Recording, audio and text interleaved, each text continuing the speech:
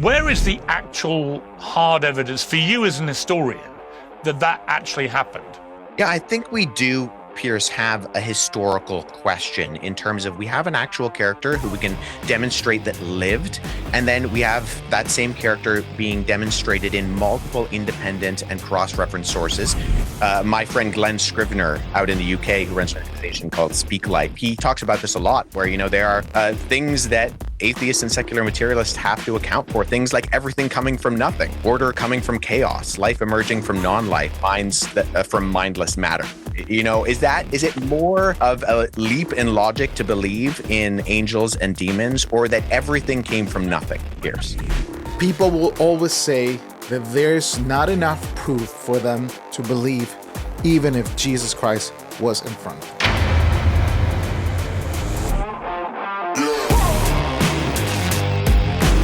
I have this video with Wes Huff. Wes Huff was recently in the Piers Morgan show, and he spoke. Every time I actually watch Wes Huff, I'm just gonna be honest with you guys, it's simply he is getting to a different level where I think the Holy Spirit is taking him so he can explain and also spread out the gospel of Jesus Christ through the apologetic way he explains everything. Not only that, he's a historian. He's a historian, biblical historian, so he knows what he's talking about. And this is actually a great video. In this video, we're going to talk about, of course, atheism versus Christians.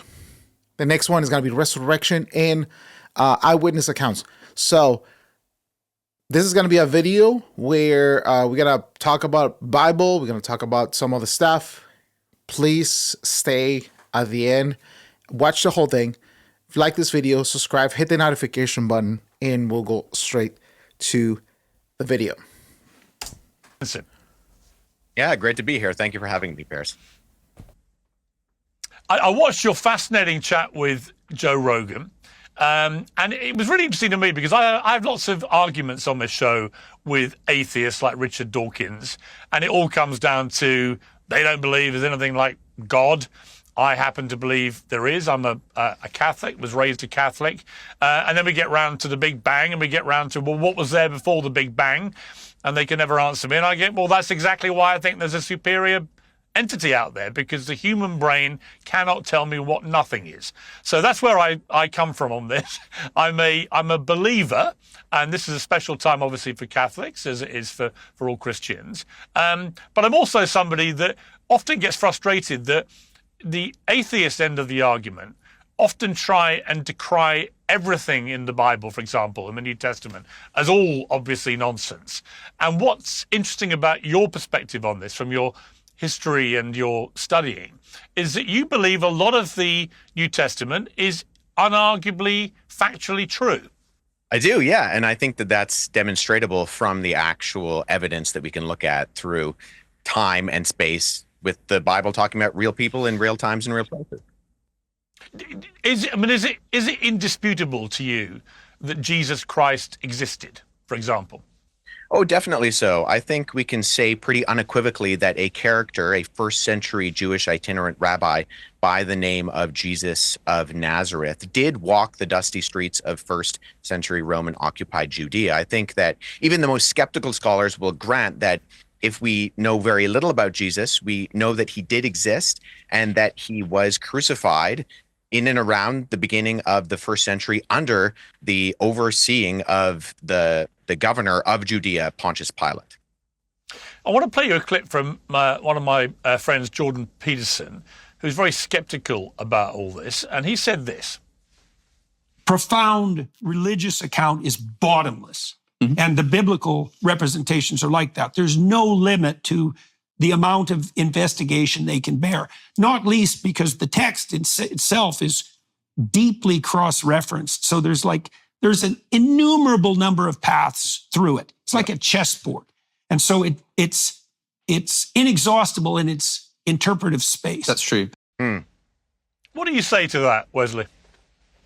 Yeah, it's interesting, Pierce. I really appreciate Jordan Peterson and kind of the angle that he reveals on the biblical text and some of the kind of allegorical perspectives that it reveals. I don't deny that in the least. In fact, I think I've found Peterson very helpful in his Jungian approach in drawing some of those things out, whereas maybe prior to finding Jordan Peterson, I might have dismissed them in a way that I think was probably too soon to do so. However, I think two things can be true at the exact same time, Pierce. I think we can grant that there is meaning that goes beyond the text, but not deny that there were actual events that took place, that people like Jordan Peterson talk about from the biblical narratives, individuals at the core, like Jesus Christ, actually existed, actually walked this world, did predict his own death and resurrection. And then if you could have a camera running on the tomb in and around 33 AD, that an actual Jesus would have walked out on the third day after his crucifixion and burial.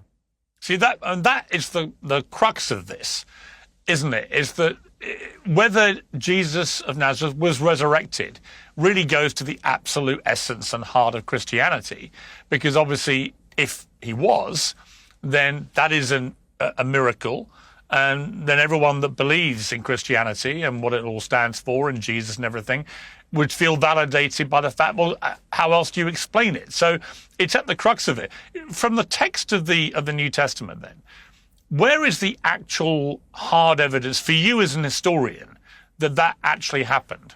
Yeah, I think we do, Pierce, have a historical question in terms of we have an actual character who we can demonstrate that lived, and then we have that same character being demonstrated in multiple independent and cross-reference sources, chief of which we call the Gospels, Matthew, Mark, Luke, and John. But just because those are religious texts now doesn't necessarily negate that they are historical texts. These were independent written sources that come from the time frame. If we want to know about someone from the ancient world or history in general, we go to the earliest sources, preferably eyewitness sources. And I think that's what we have within the Gospels. So we have a character who lived, who died, and then a character who is said by an early Jesus community to have been resurrected. And the accounts of that are not just kind of scant. They're not seeing Jesus off from afar as some sort of apparition or something like that. What we have is the case of instances of the early Jesus community saying they walked with him, they talked with him, they ate with him. And this happened over the course of, as Luke in his combination, the Gospel of Luke and Acts, says over the course of 40 days. This wasn't a short event. And so there were as many as, Paul says, up to 500 witnesses who took part in this event before his ultimate, resurrecting, going to the ascension of the right hand of the Father. And so it's a historical question, Pierce, in the sense that we have to account for what is the best inference to the explanation of this particular thing happening. And I would contend that given the historical data that we can look at, I don't think it's out of the realm of possibility to explain this from a historical perspective, and that when we do so and we look at the independent testimonies that all intersect on this particular event, we actually, the best explanation to that is that this event actually did take place. The counter argument is that Paul the Apostle wasn't there for the resurrection himself, and there's no other reference really, other than I think the 1 Corinthians chapter 15. There's only one other reference to the fact that 500 people witnessed this. Does any of that, in your eyes, put more doubt on it? I don't think so, because I think when we look at something that we can try to historiographically explain, we look at the various explanations and then we account for the data. So you're correct in the sense that 1 Corinthians 15 is the only place that's mentioned where we talk about these 500 witnesses who saw Jesus all at once. However, when you corroborate those with the accounts that we find particularly in Matthew, Luke, and John, I think it does explain, especially when you have the instance at the ascension in Matthew and Luke, that those 500 people could have been the individuals on the mount when Jesus ascended. It's not overt in the text, but I think even the fact that we have one instance of this being spoken about, and then we can look at the individuals, Matthew, Mark, Luke, John, and then others in the New Testament documents that talk about the resurrection of Jesus, that, even James, the brother of Jesus, in the Epistle of James, referring to his brother as our glorious Lord, a title that is attributed only to the God of Israel, Yahweh. So I think we have to explain these particular instances where we don't just have people who are friendly to this happening, but we have individuals who are actually hostile. In James, the brother of Jesus, who the Gospels tell us that Jesus' family was actually very hesitant in how public Jesus' ministry was. Then we have likewise Paul, who started his life as a persecutor, and that has a radical 180 in terms of him then going on and writing the majority of Holy Scripture within the New Testament. And I just want to make a pause right here, because it's really interesting what they're literally saying. It's just simply saying that Paul was not actually physically there when Jesus was in fully resurrection display, but Paul is actually telling us the encounters, the spiritual encounters that he had with Jesus Christ, and it was tangible. Why? Because even, let me just put an example like this.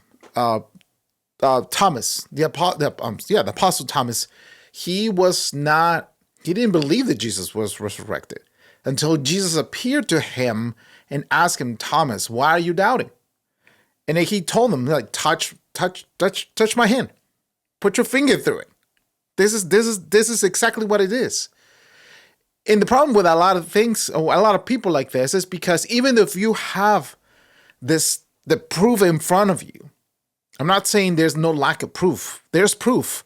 The problem is, it's not enough proof for a lot of people.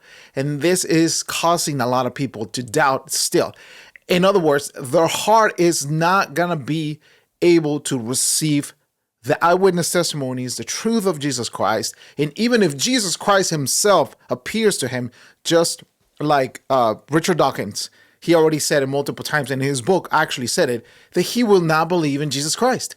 My point is this, is that you have all these accounts, you have all this proof, you have all this archaeological accounts, you have all this historical accounts, and still you are not going to believe that Jesus Christ was God, and he died and he rose again from the dead. That is actually the problem.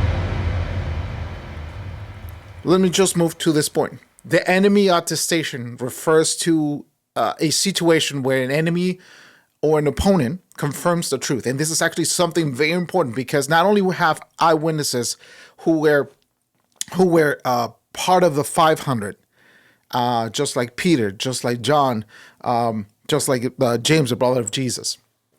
And because the person, meaning the enemy attestation, the person making the claim has no reason to lie in your favor or in my favor, their testimony is considered actually strong.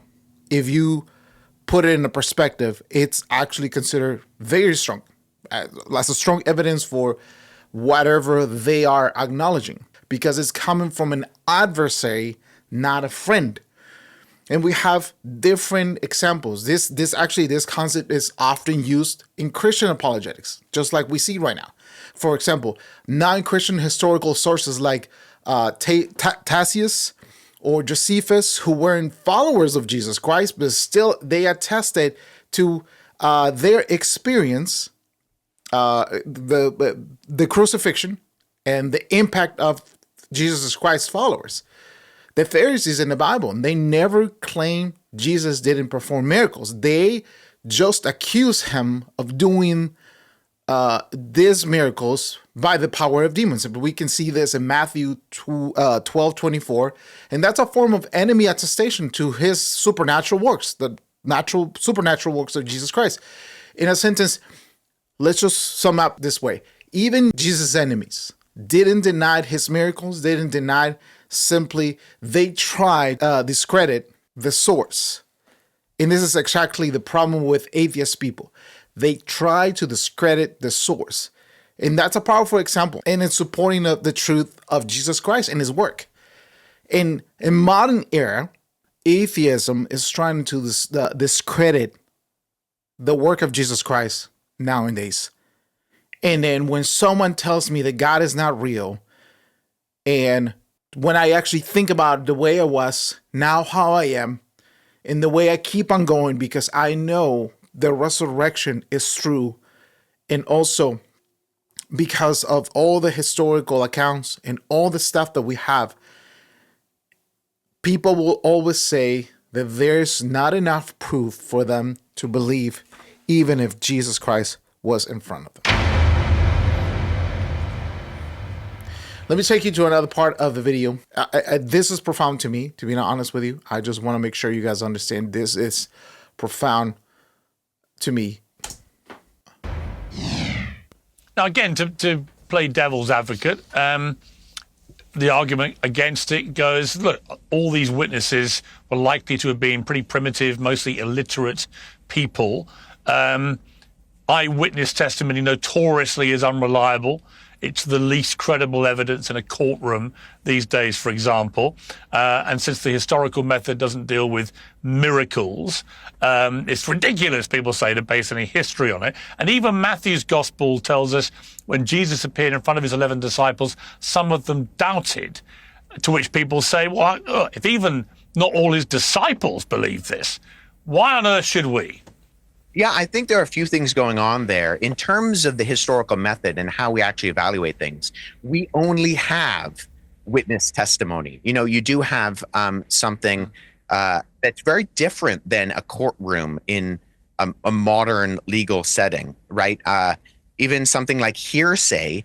Well, all of ancient history in one sense is hearsay, but that doesn't apply when we apply it to the historiographical method.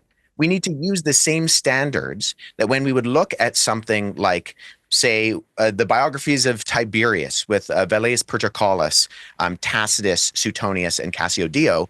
When we have multiple instances of reporting on someone's life, we look at both the things that they agree on and the things maybe where they have a differentiation in detail. And then we try to, the best of our ability, explain some of the different instances that are going on. Now, I would say, you know, to the accusation, well, these are just ancient, illiterate people. That's what C.S. Lewis referred to as chronological snobbery. You know, just because people are ancient neither means they're stupid nor that they don't know what's going on. And what we have in terms of this event is really early on after Jesus's death, we have an explanation of what if the resurrection didn't take place, what we would expect. The 11 disciples are hiding in the upper room. They're scared. They're aware of other messianic movements in the ancient world. Individuals like Simon Bar-Giora, who claimed to be the Messiah when his movement was squashed. So when he died, his movement was squashed. And so I think we have to look at, okay, what explains these 11 scared disciples then going on to not just proclaim that Jesus did rise from the dead, but actually went to the point of risking their lives in persecution. And some of them did die for that proclamation. And so I think it's not outside of the realm of possibility for history to actually be able to evaluate this evidence and say, okay, we have these questions. How then do we explain something like an empty tomb? Or even Jesus's disciples go back and the account of the Pentecost happens in Jerusalem. So Jesus's disciples go back to the scene of the crime in the town where people would have saw him crucified, and now they're proclaiming he's resurrected. Well, why would you go back to the place where people could have actually known what actually happened, especially if you're trying to be disingenuous or dishonest? And then that's where it happens. And you know, Stephen is the first martyr. That also happens in Jerusalem. That would have been a warning shot across the bow for the disciples if they wanted to continue on proclaiming these things. They would have realized that this is controversial, both in Jewish circles and in Gentile circles, to be proclaiming these things, to be declaring Jesus as Lord. You know, one of the earliest confessions of Christianity was Jesus is Lord, when the society was saying Caesar is Lord. And so there were risks politically, there were risks religiously, and yet the disciples go on to proclaim these things, even to the detriment of their own lives. I mean, I'm not trying to explain anything that he already said.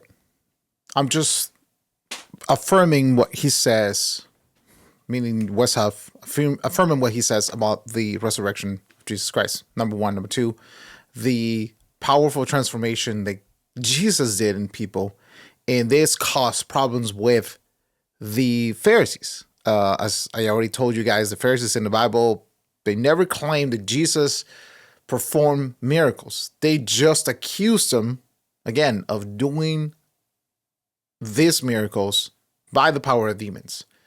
Again, we can see that in Matthew 12:24. That's a form of enemy attestation. It's sad because they knew about God. Let me just preach a little bit. They knew about God. The Pharisees knew about God, but they never had an encounter with God. Why? Because they rejected the same Jesus Christ. They rejected Christ. They rejected what God sent for them. But he was sent to forgive and give salvation to many. And that's why we, the Gentiles, we are here. And we appreciate this. And I don't know why people who study and have all these titles back in the Bible, they missed exactly what they were looking for. And they missed their opportunity to see the work done through of God through Jesus Christ, by him giving his life for our salvation. And also, if the people, let me just put it that way, if the people and the Jewish people didn't see this and they rejected Jesus, what makes you think also that people, even when they don't see him, is just going to believe right away? And this is actually the power of God in the Bible, and this is why we have this eyewitness accounts, and this is why we have this historical accounts. Why there's more discoveries in archaeological accounts and discoveries about the Bible more than anything else. We have it. The problem with that is, again, just like atheist people say, we have evidence, but we don't have enough evidence. Even if we don't have something that we don't see, we have enough to believe. We have enough evidence to believe. The problem with that is, again, is the heart of the people. They're not ready to receive Jesus Christ. They're not ready. They're not ready. That's the problem. All right, I'm going to take you to this video where Piers Morgan actually asked a question about demons and the supernatural. So let's see exactly. This is the end of the video. This is what I want to take you, because it is important for us to understand that the supernatural, the spiritual world, it's real. And we try to ignore what God has done. We try to ignore even the physical world that God has created. The problem with that is, like, again, our hearts are not in the right place. Let's watch this part of the video. Demons and stuff like that, which people point to as, well, obviously that can't be true. I mean, what do you say to people when they raise things like angels and demons? Well, I mean, it's starting with the assumption that the supernatural doesn't exist. And I simply, I don't think that's true. I mean, there are all sorts of things that, from, say, a secular materialistic perspective, are far more of needing an explanation than the existence of supernatural beings. I mean, my friend Glenn Scrivener out in the UK, who runs an organization called Speak Life, he talks about this a lot, where, there are things that atheists and secular materialists have to account for. Things like everything coming from nothing, order coming from chaos, life emerging from non-life, minds from mindless matter. Is it more of a leap in logic to believe in angels and demons, or that everything came from nothing, Pierce? That order came from chaos, that life emerged from a non-life, and that mind formed from mindless matter? I would say these are answers that, arguably, in terms of the topic of what we're, on the eve of Easter, the resurrection is not one more absurdity. Neither are angels or demons, but the resurrection, I think, actually is the explanation that makes sense of the supernatural world that we see talked about in, all sorts of religious perspectives. And I think that people will assume that the supernatural can't exist And yet at the exact same time, they will, as a conscious human being in a world where we're still not really entirely sure what consciousness is, try to explain logically some of these things when, the rules of logic exist objectively, and yet they are outside of time and matter and space. And so there are obviously things that things like science and secular materialism can't account for. And I have no qualms saying that supernatural beings exist in light of this very strange supernatural world that we live in. This topic goes back to the battle between atheists and Christians, right? Why do we believe that there's a miracle and the miracle happened in the resurrection? But yet they trying to explain something like the Big Bang, like the big explosion that just caused us to be here out of nothing, claiming that they have enough faith. Let me just be honest with you, and this is exactly what atheists believe. If you have this enough faith to believe that something came out of nothing, when we have more physical accounts, when we have more eyewitness accounts, when we have more historical accounts and archaeological accounts, then to me, it's illogical. Let me just put it that way. We got to finish with this. I just want to present this to you guys so you guys can see what a lot of people just talk about. And I would love to tell you this. And this is actually found, just like Piers Morgan said, in 1 Corinthians 15, verse 12. But if it is preached that Jesus Christ has been raised from the dead, how can some of you say that there is no resurrection of the dead? If there's no resurrection of the dead, then not even Christ has been raised. And if Christ has not been raised, our preaching is useless, and so is your faith. More than that, we are found to be false witnesses about God. But Christ, let me just go to verse 20 really quick. But Christ has indeed been raised from the dead, the first fruits of those who have fallen asleep. For since the dead came through a man, which is Adam, the resurrection of the dead comes also through a man. And I'm just going to finish with this. This is powerful. And I have something right here that I found in my notes. I wrote this a long time ago. I found this in a book. In fact, Jesus rose from the dead. And if death came through a man, life comes through a man, which is Jesus Christ. If our liberation, comes through a one person, Jesus Christ, not a system of ideas and principles. And the reason we are not free is because we interpret the scriptures according to our convenience and not the interpretation of the scriptures for our lives. Our liberation comes from one man, and that man, Jesus Christ. That man is the man of Jesus Christ. So we just came out of Easter, and this is actually the topic of the resurrection. Like this video, subscribe, hit the notification button. We'll see you next time.